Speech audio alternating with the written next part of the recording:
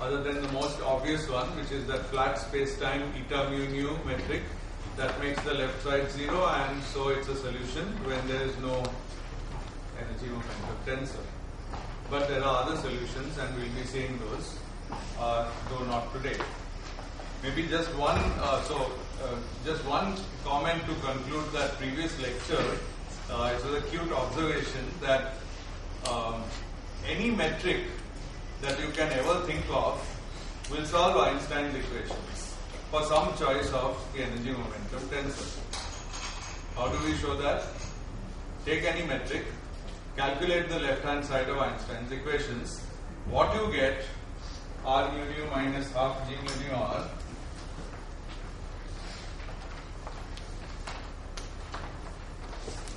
in the left side, you get something.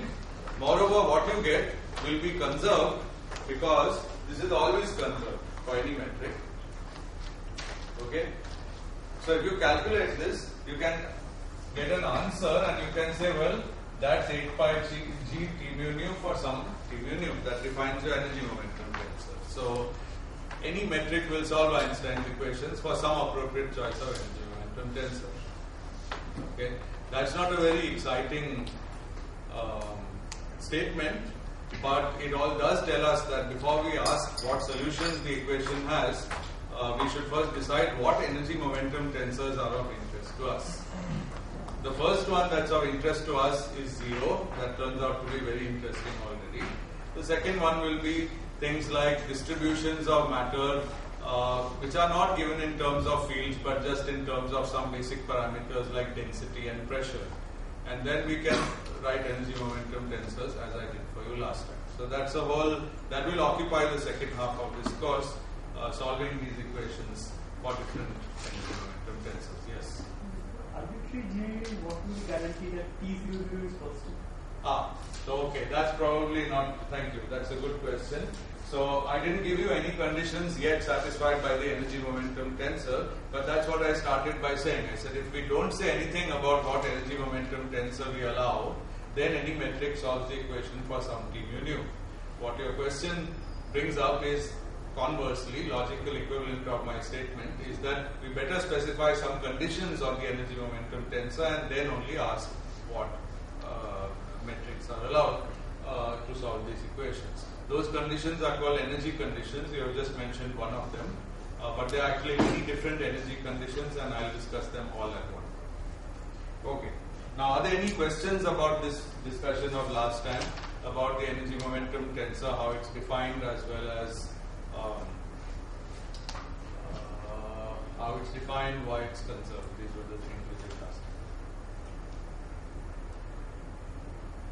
time. Okay. Good. Now, what I'm actually going to do today will be perhaps technically much less complicated than what we've been doing all this time. I'm going to stop just writing equations and algebra and try to talk a little about physics. And the key thing about physics is that as soon as we start to think physically in curved space-time, we run into one after another lots and lots and lots of problems. Okay. First of all, general relativity says that space and time together form a continuum called a manifold, and we can make general coordinate transformations which act on this manifold, and pretty much any coordinate system is as good as any other. Well, we certainly don't experience that fact in real life, and most importantly, we experience that time is different from space. I mean, it's ridiculous to think that time is the same as space. Of course, it's not. Okay? I can move to this point in space and then move to this point in space back, but I can't move to a future point in time at will, nor can I move back in time at will. So it's experienced very differently from a physical standpoint. Of course, we all expect that that comes from the fact that the metric has got one negative eigenvalue and the other is positive. Okay? That must be somehow the reason why time is different from space. But it's worth looking at all the physical effects that you get when you think about space-time metrics with a mindset where time and space are distinct. Now, what we have been doing up to now, all the equations, including Einstein's equations, if I took mu, nu, rho and I replace them by I, j, k going from 1 to 3, they are perfectly valid equations. Okay, they have no physical meaning in general relativity, but they are perfectly sensible equations about geometry. The geodesic equation makes perfect sense in geometry. But as I emphasized once, the geodesic equation with respect to space, which is how a particle moves in a curved space, has a different meaning from geodesic equation in space-time. Okay, space and space-time have very different meaning. So that's the preamble for today's lecture. So let me get on with it. The first concept I'll discuss is freely falling frames. I think we alluded to this once, but I'd like to just emphasize it again. We saw that a suitable choice of coordinates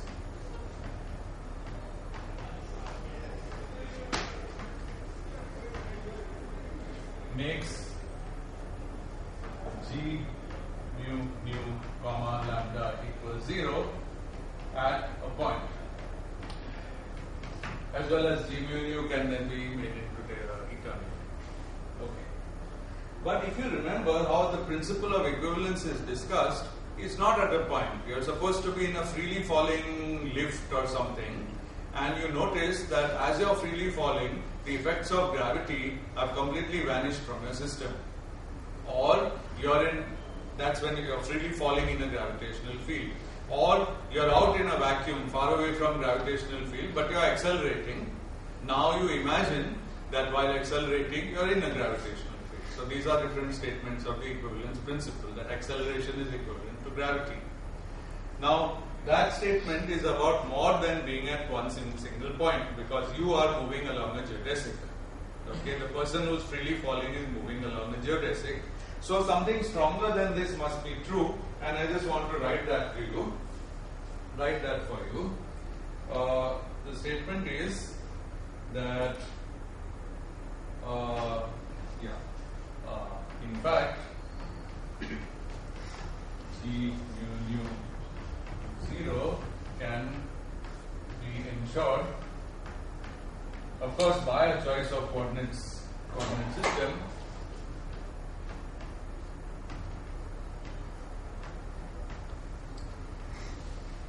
all along any given geodesic. Now when I say all along, I mean something terrible can happen to a geodesic. For example, it might reach a singularity, or it might reach an end of space. That's not space-time. That's not what I'm implying by all along. But I mean over a finite length, finite amount of distance in the space-time. So the idea is that you have this geodesic, and everywhere on it, at all points on it, you can make g mu comma lambda equals 0, and it's instructive to just have some idea, intuitive idea how we do this, because if we do this, then our sort of concepts of time and space get somehow solidified, and we'll see how that happens. They become a little more concrete. These equations are very abstract, so here I'm trying to make things more concrete. But of course, since we've already discussed that second derivatives of the metric are not under your control, it means that once you have done it on this geodesic, certainly on this neighboring geodesic, this is not true. That you all agree. Because that would require some first variation away from the geodesic, and in fact, if you have done your homework problem, then it is an issue of geodesic deviation, which is something that you cannot take away just by a choice of coordinates. Good. Okay. So I am writing here, but not on neighboring.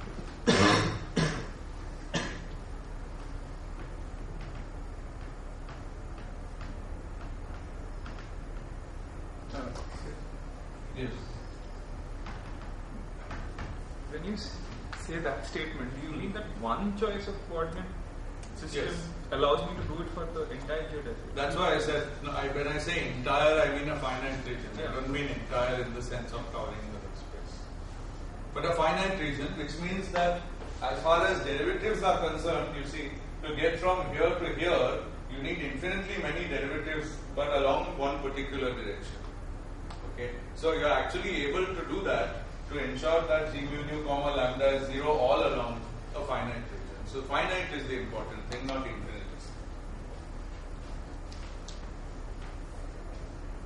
Okay, good. So to define such a system,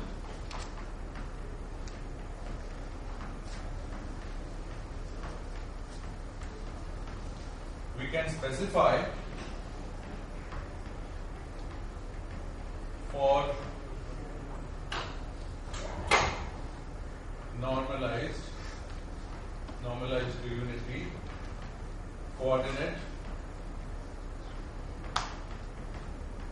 for vectors. This is just like when we want to specify three coordinates in space, we might call the vectors I, j and k. Each is a three vector.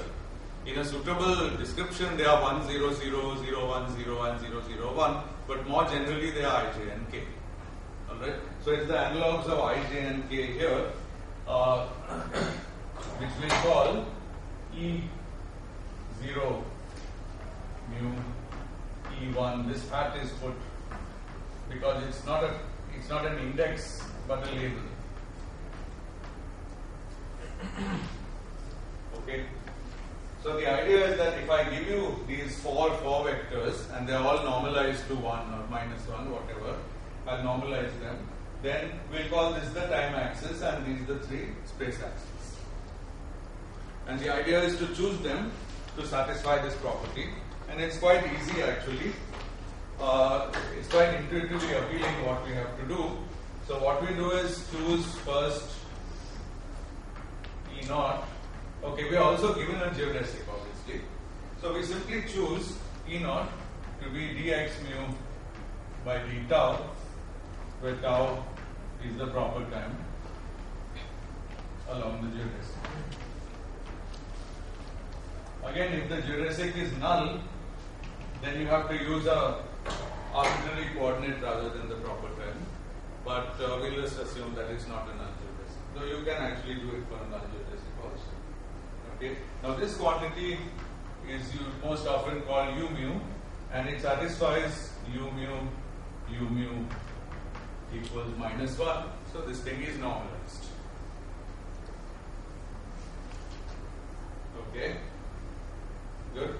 This you know why it satisfies, right? This is by virtue of p squared equals minus m squared for the form momentum. Form momentum is m times this object. And this raising and lowering is done with the metric. It's the only way to get a number of it. Okay. Good.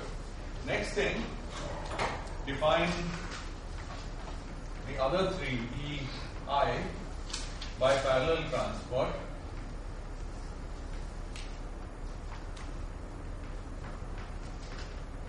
By the way, some of the things I'm doing here, including this, is inspired, actually this I don't remember, but some of it is inspired by the discussions in Landau and Lipschitz, whatever the book is called, I don't even remember.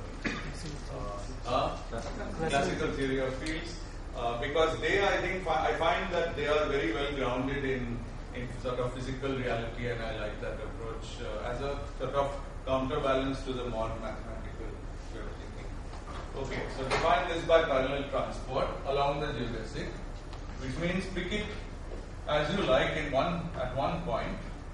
We already convinced ourselves that at one point we can do this. This G mu nu comma lambda equals 0 at one point I already showed you how to do. So assume that's done, and parallel transport along the geodesic simply says d mu of EI mu, this would be the covariant derivative of this vector, along the geodesic means just contracted with u mu, this should be 0. Okay. Now, so these are the two requirements. Choose the time axis by identifying the unit vector along time with this velocity, and then choose the space axis in this way. You can collect all these are three equations, that's one equation. You can collect them all into, so these are three 4-vector equations, that's one more. But you can collect them all into the equation u mu d mu of E alpha mu equals 0. Because when alpha is I, it's this equation. When alpha is 0, this is itself u nu, but the equation u mu d mu u nu equals 0 is the geodesic equation. Okay. Good. So I claim that these are freely falling, this defines freely falling coordinates, and you should check that or convince yourselves of that. Many of the things I do here will just be some brief observations, and you need to think about it. Actually, sort of physics is really harder than mathematics in the sense, once you have seen an equation, you have to really spend some time thinking about its consequences. So I'll urge you to do that. Okay, so that's one thing out of the way, the existence of freely falling coordinates.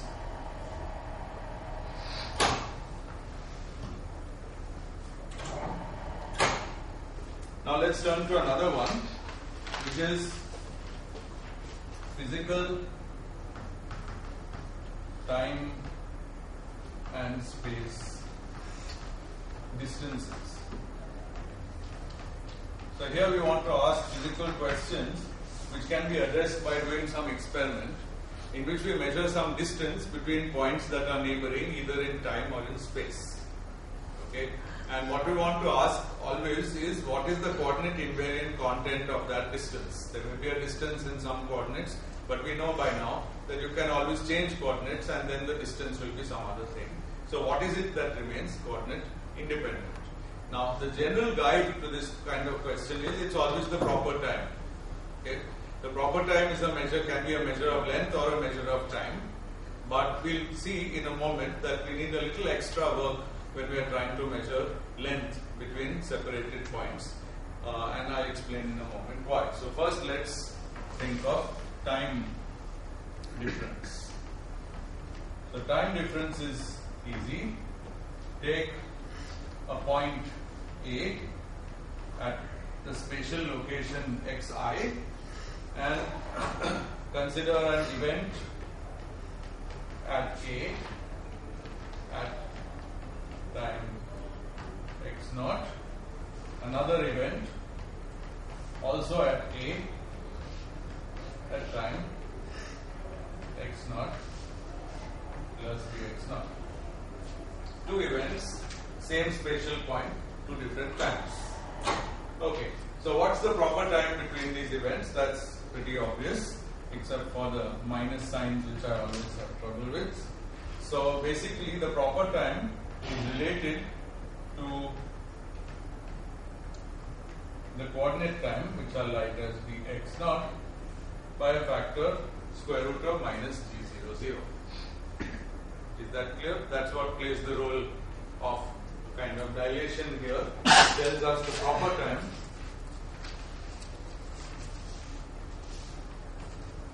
in terms of coordinate time. And of course, unless g00 is exactly minus 1, these two things will be different. Where did I get this equation from? Well, d tau squared is by definition g mu nu dx nu. That's the definition of proper time. Now I'm working with a system where dxi, the spatial dx, is 0. So it is g naught naught d x naught squared r. Now again a minus sign, I hate these things. In my conventions, what is the property? It's minus, of course. So proper time is always minus of this. Because in my conventions, p squared equals minus m squared. Anyway, this is correct. I guess okay, so this is it. So the important thing here is that in a metric, in my conventions, g naught naught would be generically negative. Or at least after you diagonalize it, g naught naught would be negative. So this equation makes sense, and that's the same as this equation. So this thing we are fine with. So we understand that if two different people working in different coordinate systems sit at the same point and measure the time difference between two successive events in their coordinate systems, they'll get different answers. But if they also evaluate g00 in their coordinate systems, which are also different answers, and then take this product, then both people will get the same answer. So this is the physically meaningful answer.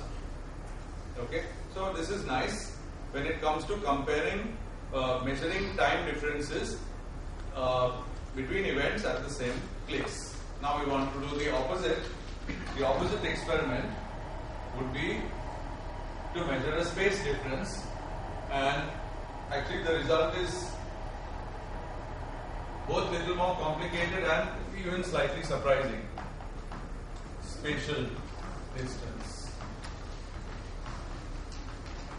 So the first very wise observation of Messrs. Landau and Lifshitz is that you can't do an experiment to measure space difference, because that experiment would require you to reverse what I did and say, let's take 2 points A and B, one at x and one at xi plus dxi, and perform an event at the same time at both places.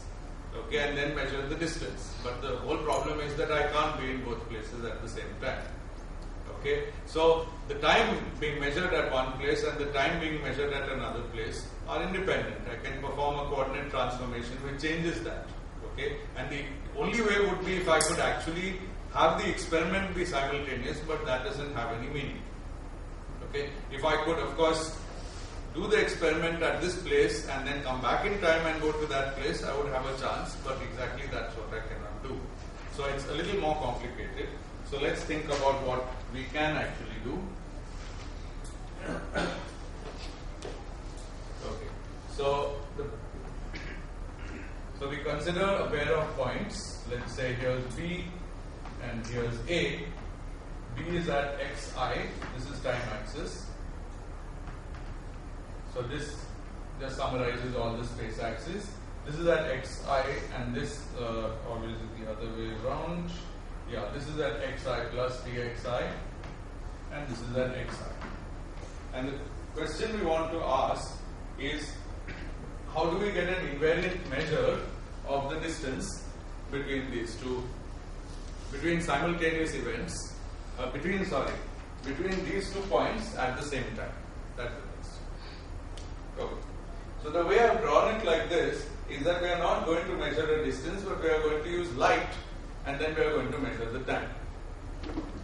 So what we'll do is send a ray of light from here to here and then get it reflected back in a symmetric way so that it reaches here, and let's identify this time as x is the point A. So the time when this light reaches A is called x naught, okay, and the time in the B, from the point of view of B, the time when it's emitted, I'll call it x naught plus dx naught 1. Dx naught will be negative, it's emitted before it reaches there, and it will come back here at x naught plus dx naught 2. So writing dx naught in brackets 2. Dx naught 1 and dx naught 2 are 2 time intervals. One is the time interval between when the light leaves here and reaches here, and the other is when it leaves here and reaches here, all working in a fixed all the 3 times are measured by a clock at B. Yeah. All actually, no, that's the point. We can't actually do that. So we are not measuring anything yet. We are setting up the problem in a fixed coordinate system. Then we will see what measurements we can do. Okay. So right now, what we do is we let this light off from here. We mark the person at B has a clock. In that clock, but that clock is the clock for that coordinate system, but at the point B. So that person sets it off at this time and notices that they receive it back. They don't go anywhere with the light or anything, they just wait and they notice that they receive it back and mark their time. Okay? This person has his own clock and he marks his own time. Now in an ideal world which didn't have all this space-time business, of course, x naught here and x naught here would be identified. That's what we normally do. But exactly when there's a non-trivial metric and when there's curved space-time, we can't do that. So let's see what we can do. Okay. Now we can set up the following relation: ds squared for light is 0. Okay. So the space-time interval traced by light is 0, and this gives me a relation between dx naught and dxi. So I'm just decomposing the definition of dx squared. Here the minus sign doesn't matter because I'm setting this whole thing to 0. Okay, so when light travels across a spatial interval dxi in time dx naught, is constrained to obey this equation. That's the statement that light moves along trajectories which are light-like.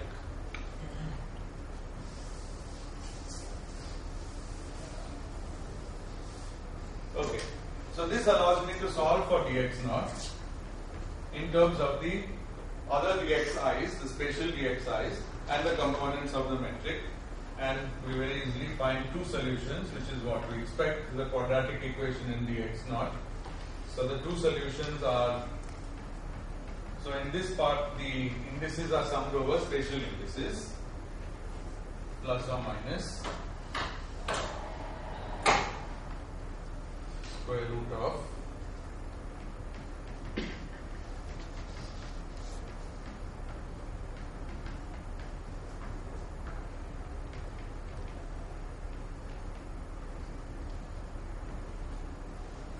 okay. So you agree that that's the solution to the above quadratic equation. For fixed dxi, I'm treating dx naught as the variable. So this is squared, this is linear, this is constant. I solve the quadratic equation and I get two answers. So why do I get two answers right away? I can see that the two answers must be dx naught 1 and dx naught 2. Good. Okay. Now, what's the difference between the two? That's the time interval measured, maybe 2 minus 1. That's the time interval measured by the observer who's sitting at B. And the answer is 2 upon g naught naught and then the square root.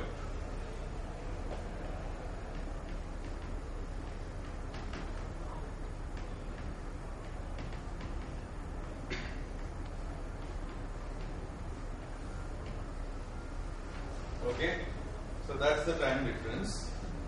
And now that we have a coordinate time difference between two events at the same point, at the same spatial point B, this is a valid time difference at B, and this can be converted into a proper time by just multiplying by square root of g naught naught at B. Okay. In fact, I'll define the proper time to be a half of square root of minus g naught naught into this, because it's sort of the average. So I'm trying to arrive at a definition of the time interval dx naught. Okay, so this is the difference between, this is that full length, and the midpoint will be a half of this after converting to proper time. So this is some proper time that I am defining, and this proper time I want to use as a measure of the length separating A and B. Basically that's the idea. Okay, I want to find the some invariant which corresponds to the spatial distance between A and B at a fixed time, and this is the way I'll do it. I'll compute the time between the emission of the signal and B and its reabsorption, then I'll take half of that, then I'll convert it to a proper time by this, and that's equivalent to a length because light travels at a speed such that length and time are the same. So now I can just call this a length. So this is, first let me write down what it's equal to. It is equal to square root of, so the half cancels with that 2. This square root of minus g naught naught cancels this partially, one factor, and another square root goes inside. So inside I can write it as gij minus g naught I g naught j over.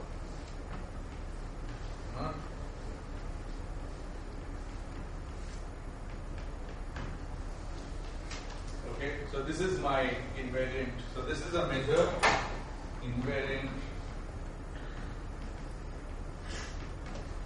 measure of separation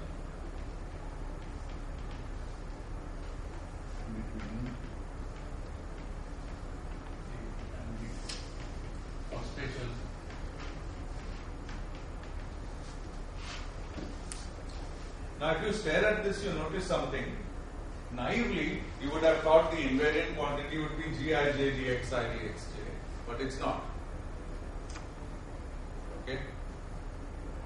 So why is it like this? Well, supposing we write this as square root of gamma ij dxi dxj, where gamma ij is defined to be this matrix, then it's a simple exercise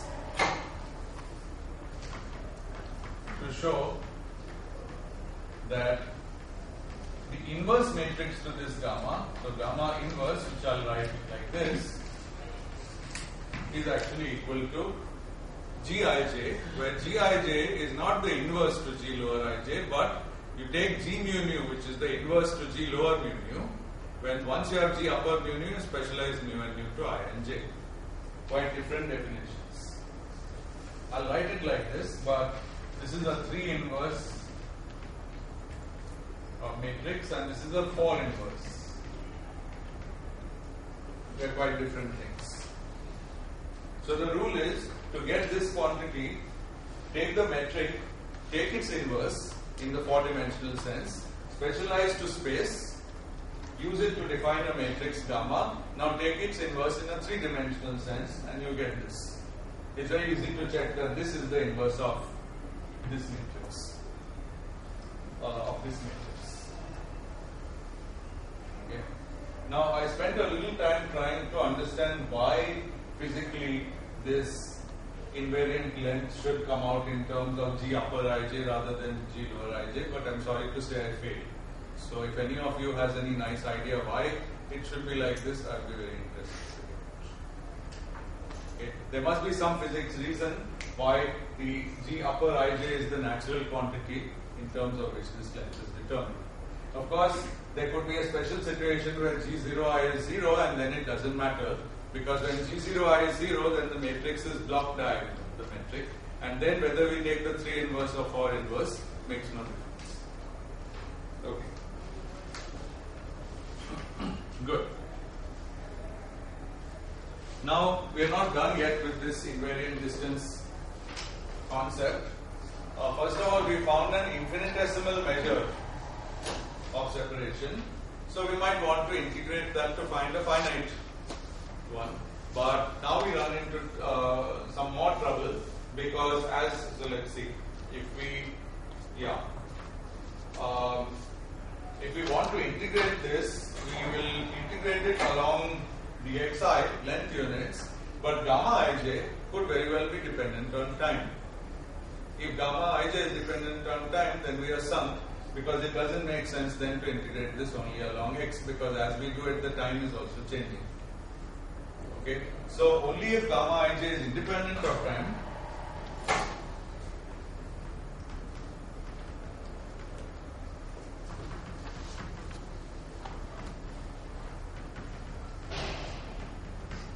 the above relation can be integrated to find a finite length.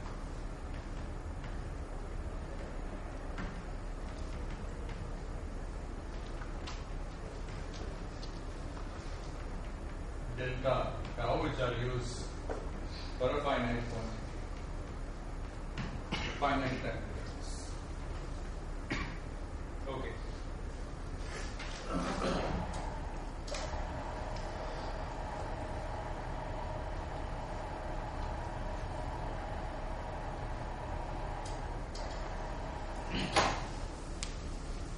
Now, following from this, from each of these little points of discussion, it turns out another one follows. This one leads us naturally into the question what is called synchronization of clocks, which, as you probably know, in special relativity, it plays an important role in how we think about things. And here also, the question is the same, except it's even harder. Here, all you had to do was worry about frames that are moving at constant velocity with respect to each other. And here you have to worry about frames that could be accelerating or equivalently in a gravitational field. Okay. Moreover, the acceleration would not necessarily be uniform. So you have to worry about a much more general situation. So let's ask ourselves what's the question or what's the problem. The setup is the same. The points are A and B as defined there. So at A and B, d times x naught, as was just pointed out, are not the same. Okay, because this is when I say not the same, I really mean I can make a coordinate transformation which changes what I mean by x naught here, but doesn't change what I mean by x naught here. Okay, so these are the times at the position xi, and those are the times at another position xi plus dxi in a given coordinate system. Okay. So, how do we decide, how do we synchronize two clocks, one at A and the other at B?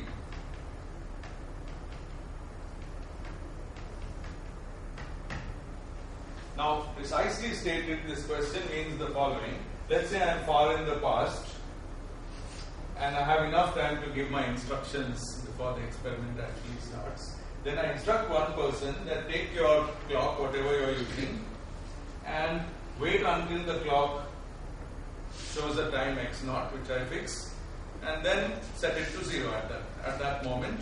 Set it to 0. So your clock will start from there, from 0. Your time, 0 of your time is defined. Okay. Question is, what do I tell the person sitting at B? What should they do? So that there is a meaningful way in which the clocks can be said to have started ticking at the same time.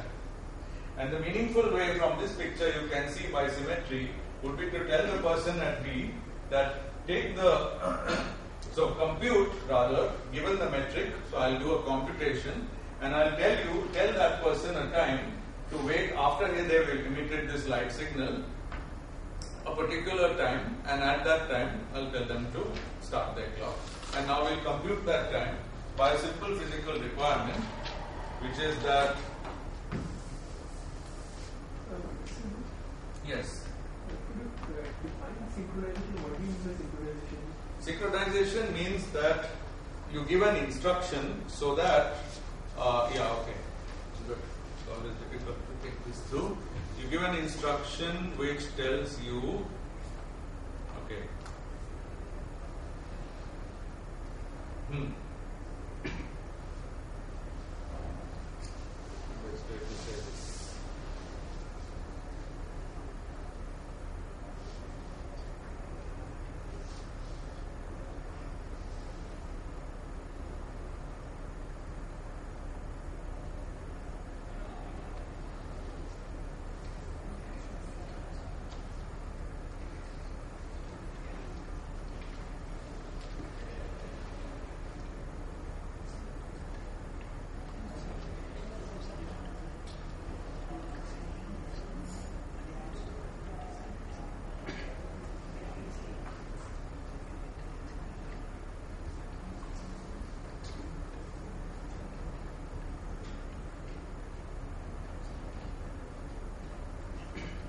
Okay, I think it's a rule to associate an origin of time with a clock so in a given coordinate system. First of all, we should be given in a given coordinate system.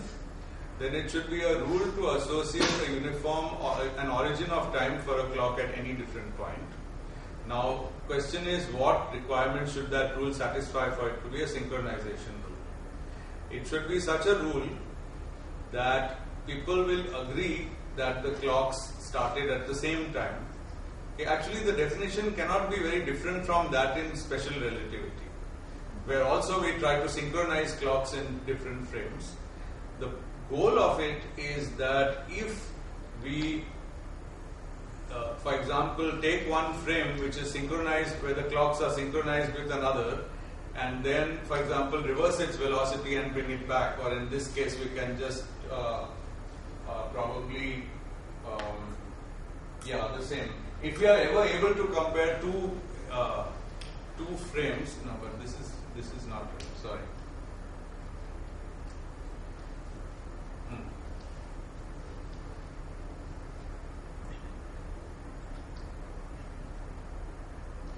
why don't I do one thing? Give me 5 minutes to answer that question clearly, because otherwise I will time myself up. Let me write the equation I want, and I think this will also define what I want to say.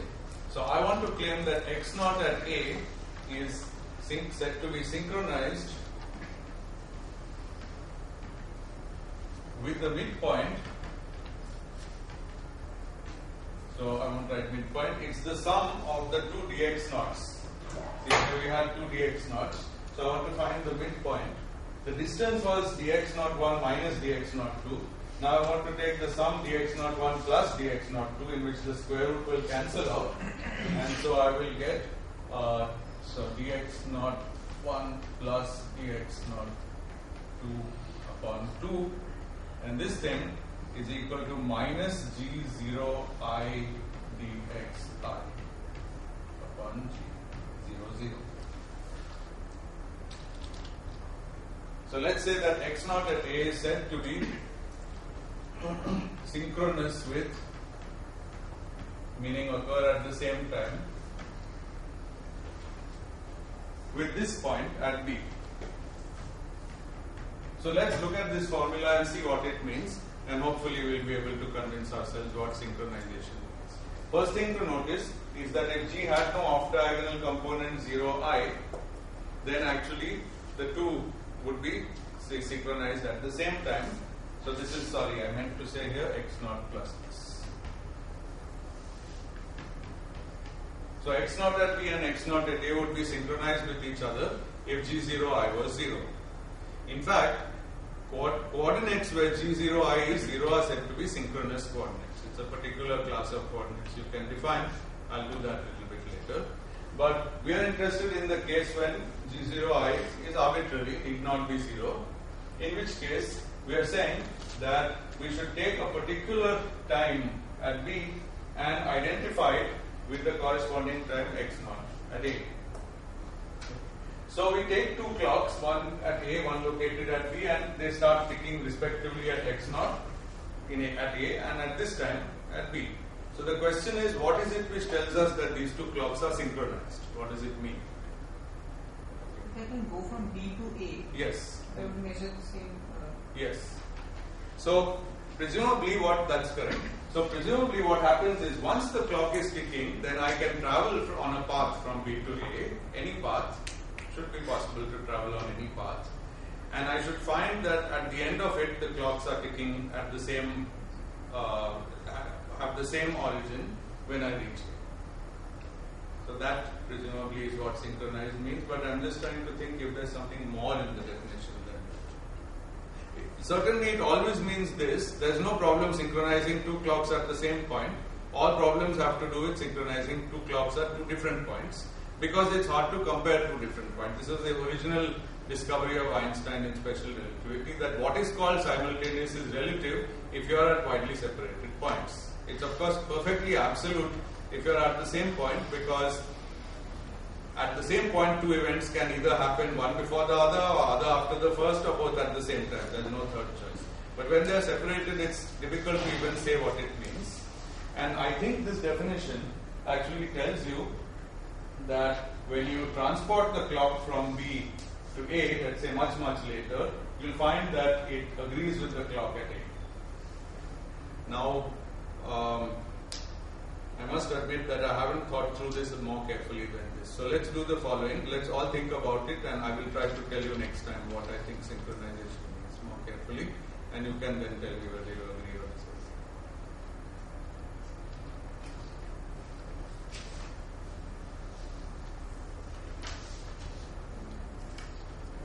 Okay, now I mentioned that this formula which says that this time is synchronized with this time at A, this formula becomes trivial if G naught I is 0. Okay, now is G naught I equals 0 a property of a space-time, or is it a property of a coordinate system?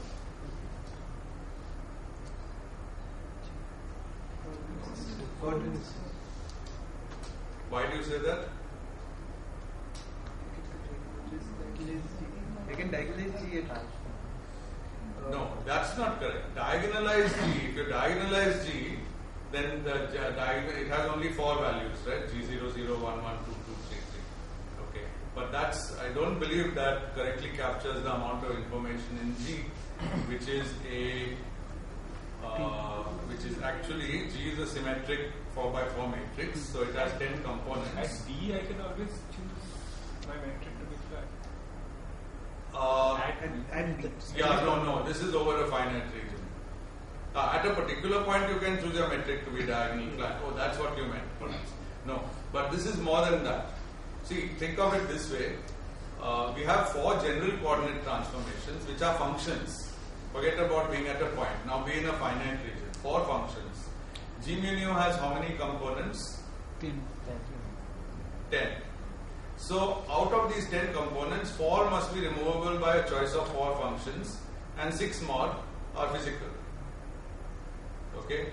It's much more than that to say that when you fix G mu nu to be, let's say, eta mu nu at a point and its first derivative 0, you're fixing a lot more things, but then you're fixing them only at that point. Here we are allowed to fix in a full region. Okay?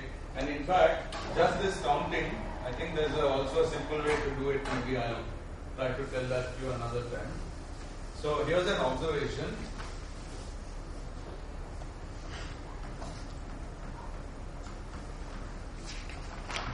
For any metric, that means for any geometry, I won't write metric because a metric is a geometry in a particular coordinate system, the way it's written. But for any geometry, one can choose coordinates such that G00 equals 1 and G0I equals 0. You see that these are 4 functions have been chosen. G00 was a function of x. I made that function 1. G0I were 3 functions of x. I made them all 0. Okay. Intuitively, it's very easy to believe because I had 4 changes of. I had sent x mu to x mu prime of x. So these are 4 arbitrary functions. The effect of these functions on G00 and G0I is, you know what it is, it multiplies them with those factors. So I choose those factors to cancel out whatever it was. For example, just to show that G00 can be made 1, G00 prime is dx mu dx prime 0 dx mu dx prime 0 mu nu, right? Okay, now somebody has given me G mu nu. I am supposed to produce a function x of x prime or x prime of x such that this whole factor is just the inverse of G mu nu. I can do it. Okay, I can just use this to sort of solve for these functions. It takes a little bit more work, but counting wise it's not hard to imagine. A similar process can make these 3 equal 0.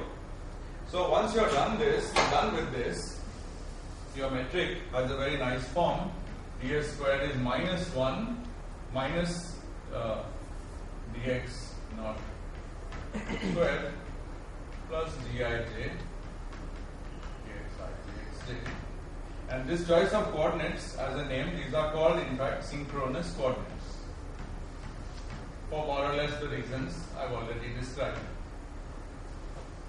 Now you must be thinking this is wonderful because it teaches us that we can get rid of coordinate invariance, which is a nuisance anyway, by fixing the coordinates always such that G00 is 1 and G0I is 0. In the bargain, we get rid of this time component of G, which is also irritating, and we get rid of the off-diagonal G0I, which is also irritating.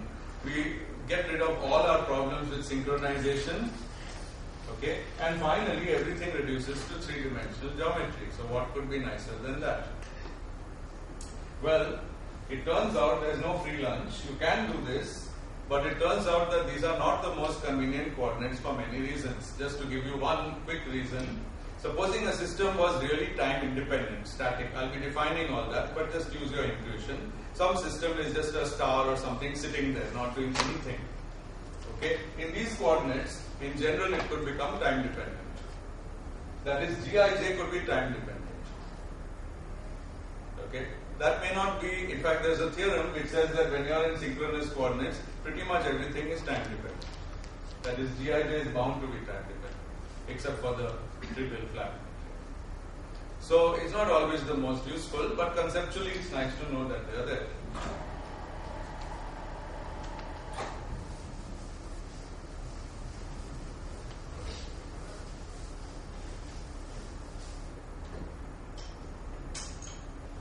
Good.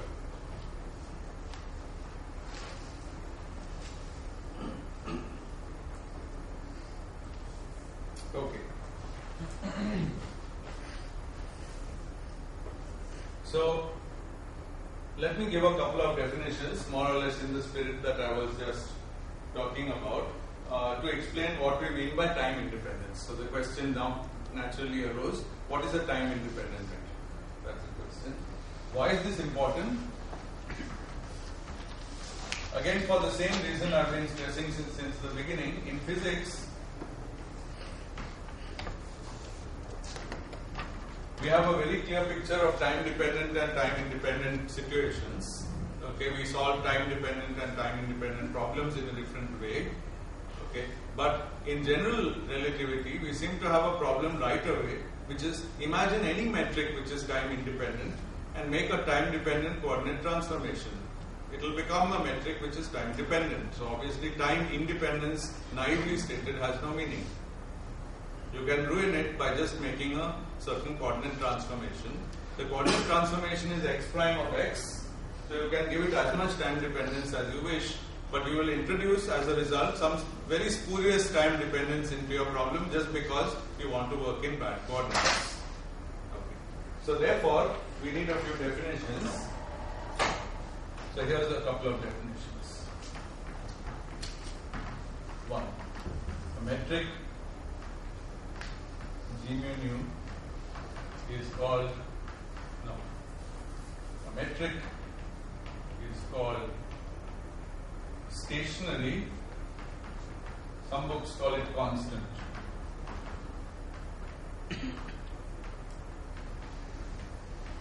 Constant is not very nice because it could be intuitively constant, can also be independent of space, independent of anything, while stationary really means independent of time. If what? Does somebody know the answer? When is the metric called stationary? Stationary will be my definition of, one definition of time independent. So what do you think we should do, given this problem? The problem that it could always be made time dependent in some coordinates.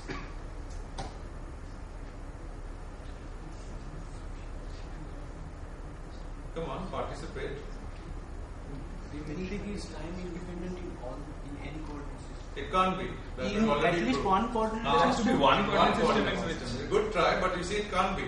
But in any coordinate system. Any, oh, maybe I don't know what you meant by any. Any in logic means the same as every. You mean any one? No. You do actually.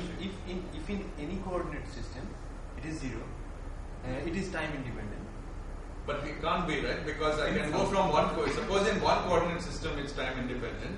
I go to another one by a time dependent coordinate transformation. So the new metric is dx by dx prime times the old metric.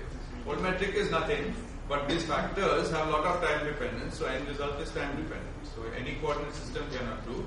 But what he said was, at least in one coordinate system.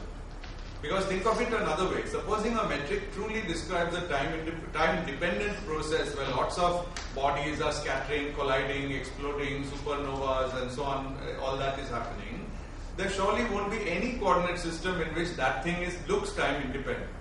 Things are moving in different ways. You can't remove the time independence of everything in a given coordinate system.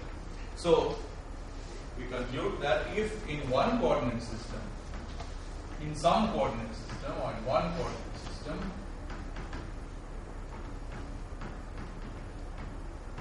G mu nu is independent of time. T is I always use T to mean the same as x naught. Okay.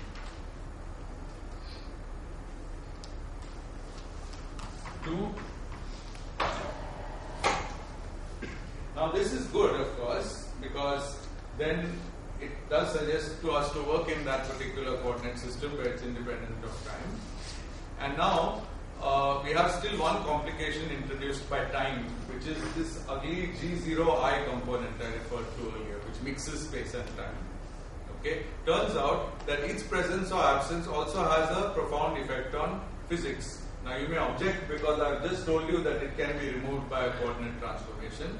So let me make my definition and then you'll see why this statement doesn't contradict that one. A metric is called static if in some coordinate system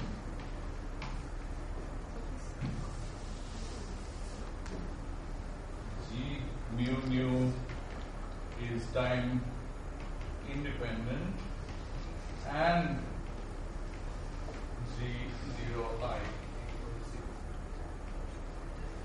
Now, do you see why this doesn't contradict with what I told you up there? The statements look very similar, but they have completely different meaning. There I said you can make G00 equals 1 and G0I equals 0 just by a coordinate transformation. So it says nothing about the metric. It's just a choice of coordinates. Here I am saying if a metric is very, very well behaved and describes a good natured star which is not doing anything very time dependent, if it's a physically time independent situation, I am going to call it static, and I am going to define it by saying that the components are time independent and G0I equals 0, all of these in a particular coordinate system. Now you can see why these are not related immediately, because up there I never said the components are time independent. In fact, up there the components are typically time dependent. Okay. Moreover, in that coordinate system even G00 is being made equal to 1. Here there is no such requirement. Okay. So you have to think this over a little bit, and you will see that whereas that is a trivial fact about all metrics, this is a very special property of few metrics. Yes, sir. We can see it like that. The contradiction comes like that. We cannot comment. For any geometry, one cannot choose coordinates and that metric is. That's correct. One can do this, but not this and this.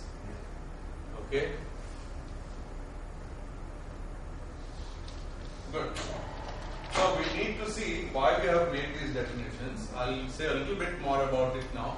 But eventually you will see it when we look at the classical solutions of Einstein equation describing black holes, stars and so on. Then you will see examples which are static and examples which are stationary, and you will see what is the physical meaning. However, let me just quote here without proof, the proof will come later on, that intuitively stationary, roughly, please don't come back and say, how can this possibly have a meaning? It's a rough physical interpretation. Stationary means moving, possibly moving, but in a uniform way in time. A classic example is rotating object. It's rotating at a fixed velocity, and 100 years later it's still rotating at the same velocity. So it's not static, it's not stopped, it's in motion, but the motion is stationary, it doesn't vary with time. There could also be linear motion, but I think with linear motion you can always remove it by a if it's linear motion at a uniform velocity, then you can remove it. But if it's rotation, you can't remove it by a choice of coordinates. Or, well, it could have parts which are rotating in different ways. There is a physical meaning to rotation, which can't always be removed by choice of coordinates. Okay. Static, however, is really not doing anything. It just sits there. These explanations I got out of Sean Carroll's book, which is very nice for these kind of things. Particularly his verbal explanations of things I find very clear. So static solution, a static metric is an object which isn't even rotating. It's just an object which is there today, tomorrow, it's at rest basically. Okay?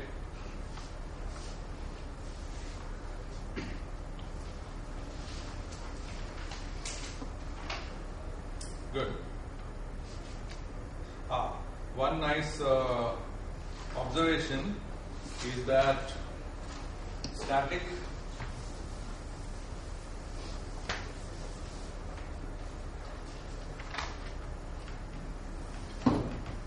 is equivalent to the following two conditions. One is time independent,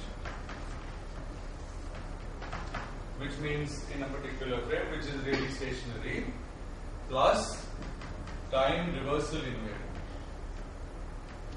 And this should give you the clue that that stationary objects can be rotating, because the rotating object will not be time reversal invariant. If you reverse time, it will be rotating the other way. Okay, so when you say it is time reversal invariant, then it can't be rotating. That's right.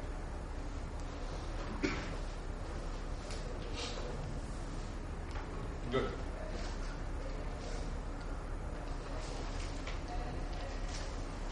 Okay. Now, what I'm probably going to do is end now, little early, because the next thing I want to discuss is all tied up. It has to do with conserved quantities, gravitational redshift, killing vectors, all that I would like to do together. So I'll simply stop here.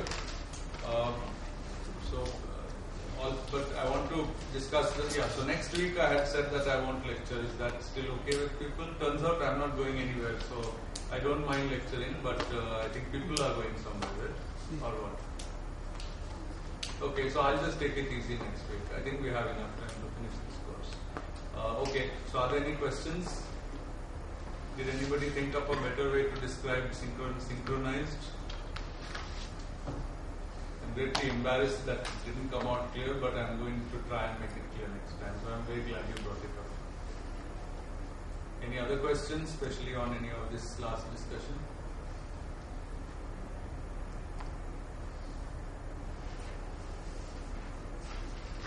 Good. Okay. Homework, does anybody plan to give it? Yes.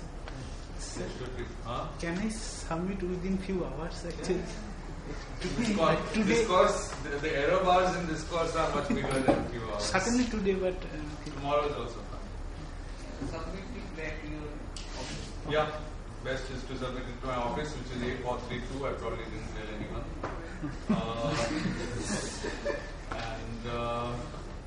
Yeah, just slip it under the door or whatever.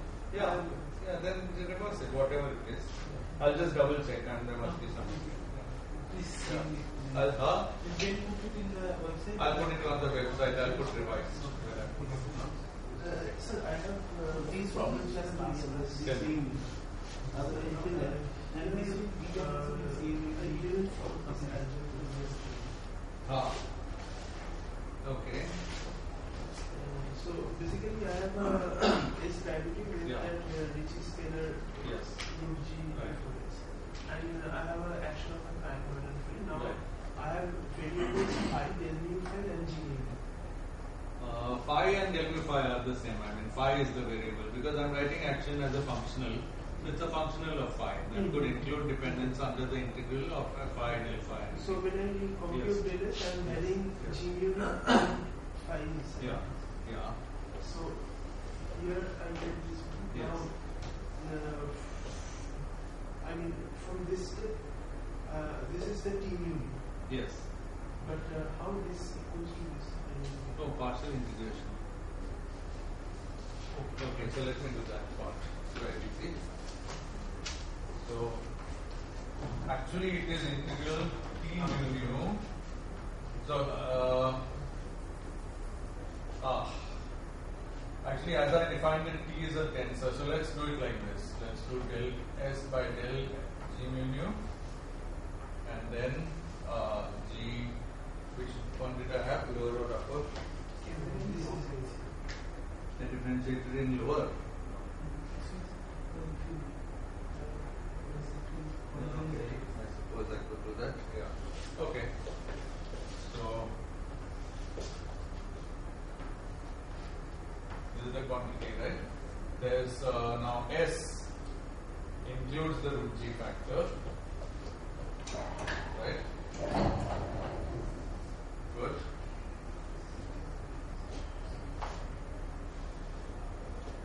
So this, see, apart from the root G, it's quite easy. It's just partial integration. But getting the root G right has to do with this business of D being defined on density. So that's important. So let's try to get it right. S is integral root G R. Sorry, this is actually this is the other one. But there's a root, so integral root G of some Lagrangian. So when we vary this, we are varying the whole thing. Then root GL by delta G. So the question is, how does this thing transform? So this is a density. When I differentiate it in a tensor, it will again be a density. Right. So this is a density, and in fact, that must be why I defined T mu nu. Where's my definition of T mu nu? No, definition. No, definition. That's not the definition. It's del S by del G mu nu times some factors of root G. This is Here. Root G times T mu nu. Exactly. Good. That's it. So the numerical factors are not important here, but it is root G T mu. Okay? Good.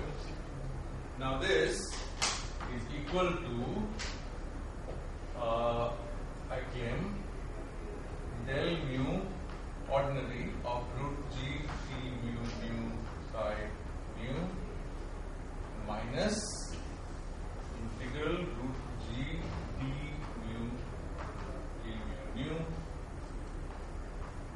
psi.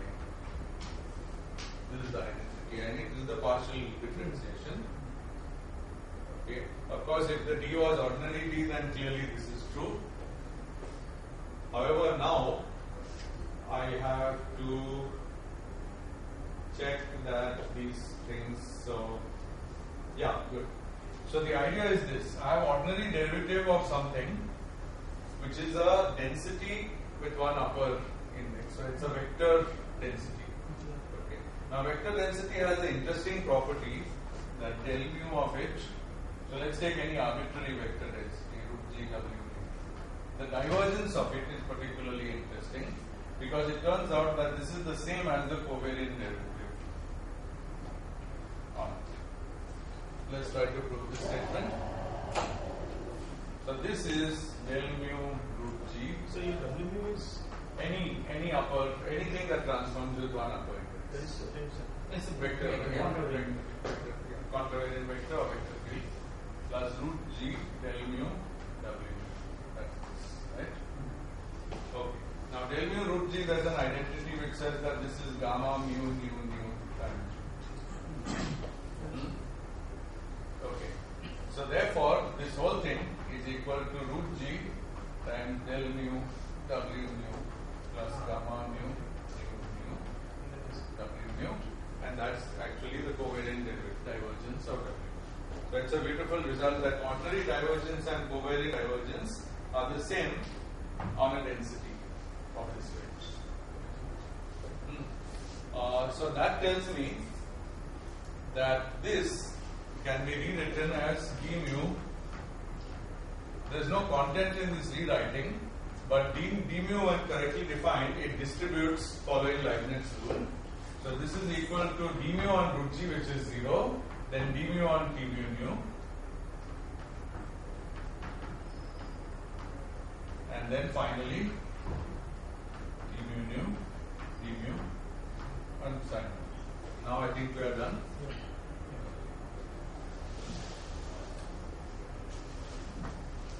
That's in fact the reason I gave you this exercise on density, but obviously one of them I got wrong.